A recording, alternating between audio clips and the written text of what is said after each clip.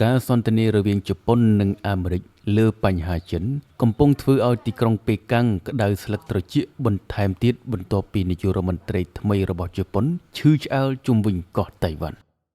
នាយករដ្ឋមន្ត្រីជប៉ុនលោកស្រីសេណេ ថាខៃឈីនិងប្រធានាធិបតីដូណាល់ត្រាំ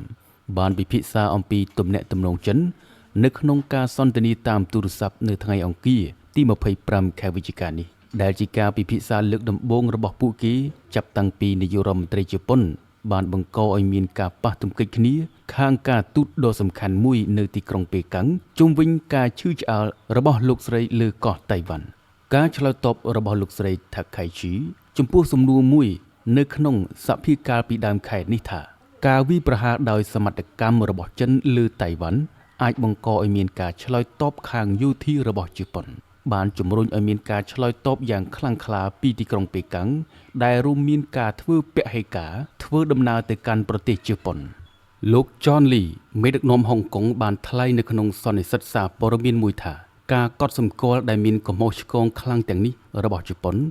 បានធ្វើឲ្យបរិយាកាសសម្រាប់ការផ្លាស់ប្ដូររវាងចិននិងជប៉ុនកាន់តែយ៉ាប់យ៉ឺនវាធ្វើឲ្យយើងសង្ស័យពីប្រសិទ្ធភាពនៃការផ្លាស់ប្ដូរជាច្រើនកាលពីថ្ងៃអាទិត្យនាយករដ្ឋមន្ត្រីរបស់ចិនលោកវ៉ាងយីបានប្រតិកម្មថា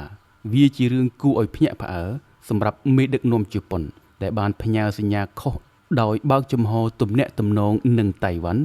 ដែលចិនអះអាងថាជាទឹកដីរបស់ខ្លួនបើទោះបីជារដ្ឋាភិបាលកោះតៃវ៉ាន់បដិសេធការអះអាងទាំងនេះក៏ដោយបញ្ហានេះបានធ្វើឲ្យទីក្រុងហុងកុងបានផ្អាកការទូតជាមួយស្ថានកុងស៊ុលជប៉ុន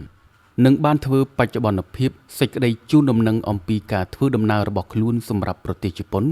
កាលពីថ្ងៃទី15 ខែវិច្ឆិកាដោយជំរុញឲ្យប្រជាពលរដ្ឋដែលមកទស្សនាឬរស់នៅក្នុងប្រទេសជប៉ុនមានការប្រុងប្រយ័ត្ននិងយកចិត្តទុកដាក់ចំពោះសុវត្ថិភាពប្រទេសជប៉ុនគឺជាគោលដៅកំពូលមួយសម្រាប់ប្រជាពលរដ្ឋហុងកុងដែលមានជើងហោះហើរជិត150ជើងជារៀងរាល់ថ្ងៃដែលគ្រប់គ្រងដោយប្រទេសចិននិងឆ្ពោះទៅកាន់ទីក្រុងចំនួន13របស់ប្រទេសជប៉ុនទិន្នន័យទេសចរជប៉ុនបានបង្ហាញថាប្រជាជនហុងកុងប្រមាណ 2.68 លាននាក់បានទៅទស្សនាប្រទេសជប៉ុនកាលពីឆ្នាំមុនដែលស្មើនឹង 7.3% នៃភ្ញៀវទេសចរបរទេសសរុបប្រទេសចិនចាត់ទុកតៃវ៉ាន់ជាផ្នែកមួយនៃទឹកដីរបស់ខ្លួនហើយមិនបានច្រានចោលការប្រើប្រាស់កម្លាំងដើម្បីគ្រប់គ្រងវានោះទេរដ្ឋាភិបាលកោះនេះតែងតែបដិសេធការទាមទាររបស់ទីក្រុងប៉េកាំងហើយបានបញ្ជាក់យ៉ាងម៉ឺងម៉ាត់ថាមានតែប្រជាជនតៃវ៉ាន់ទេដែលជាអ្នកសម្រេចចិត្តអនាគតរបស់ពួកគេប្រធានាធិបតីចិនលោកស៊ីជីនពីងបានប្រាប់លោកត្រាំក្នុងការហៅទូរស័ព្ទមួយកាលពីថ្ងៃច័ន្ទទី24 ខែវិច្ឆិកាថាការវិលត្រឡប់មកប្រទេសចិនវិញរបស់តៃវ៉ាន់គឺជាផ្នែកសំខាន់មួយនៃចក្ខុវិស័យរបស់ទីក្រុងប៉េកាំងសម្រាប់សណ្ដាប់ធ្នាប់ពិភពលោកនេះបញ្យងតាមការចុះផ្សាយដោយទីភ្នាក់ងារសារព័ត៌មានសិនហួរផ្លូវការរបស់ប្រទេសចិន